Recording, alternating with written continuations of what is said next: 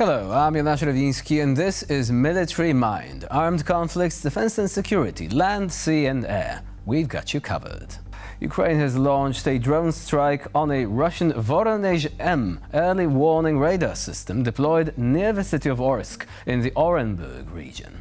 The attack, carried out by Ukraine's military spy agency on Sunday, broke the record for the biggest distance to target, reaching 1,500 kilometers from the nearest parts of Ukrainian-controlled territory.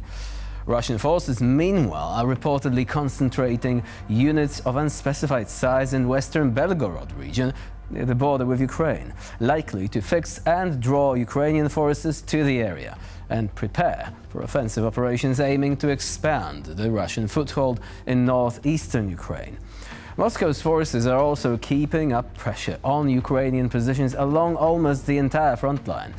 The Ukrainian General Staff is saying that eastern Ukraine is seeing the most intense attacks.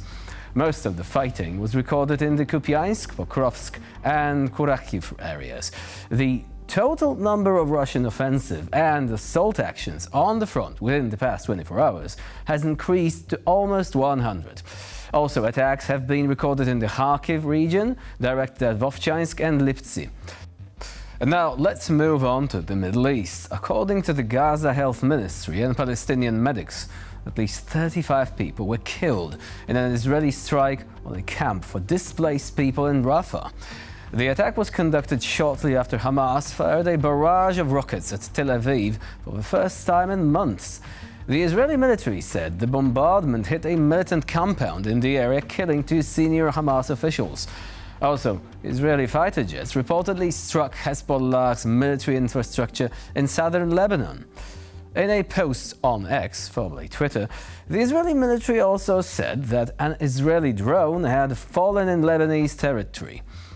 The post said the incident was being investigated and there was no risk of intelligence being extracted from the fallen drone. Now, we open today's episode with a video that's been making the rounds online recently. The clip in question shows a Russian soldier trying to shoot down a Ukrainian drone with a shotgun. Yes, you've heard that right, a shotgun.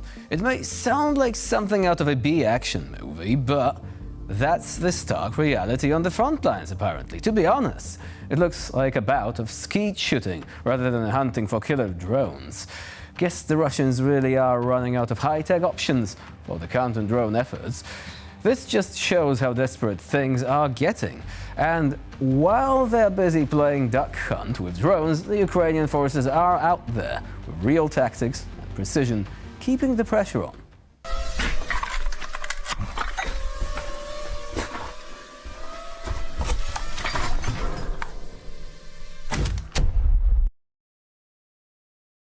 Still, nothing beats the recent episode in which we showed you how a Russian was trying to fight off a drone using sticks and stones, literally. Anyway, we're moving on for another look at the front lines, near Kharkiv, where the situation is not looking too good for the Russians. They have been trying to advance, but they hit a wall, or rather some open fields and plains, and now they are stuck.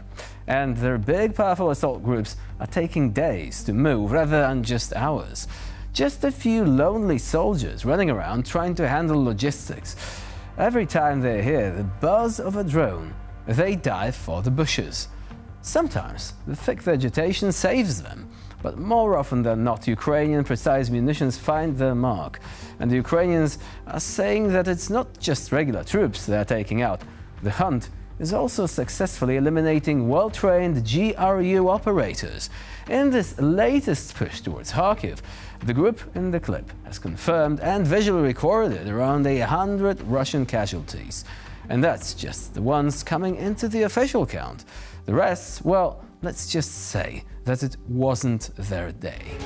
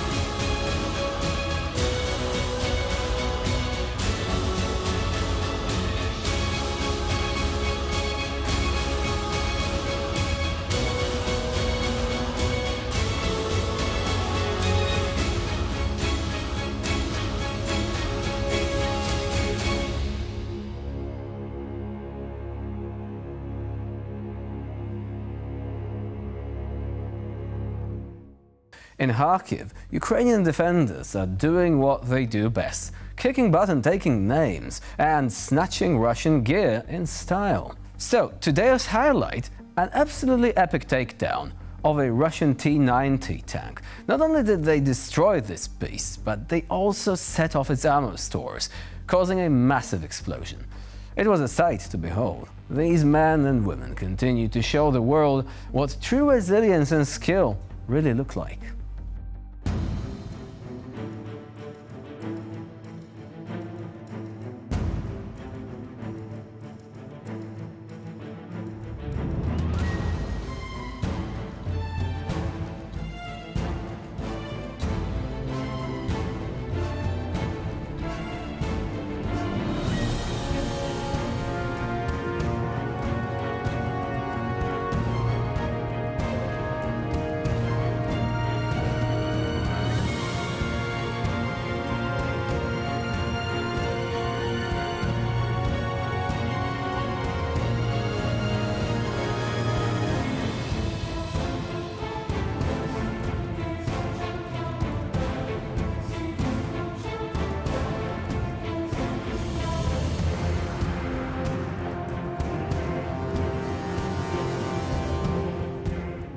I was half expecting the turret to actually turn into a Soyuz capsule, flying into the air following a massive blast of ammunition inside the hull.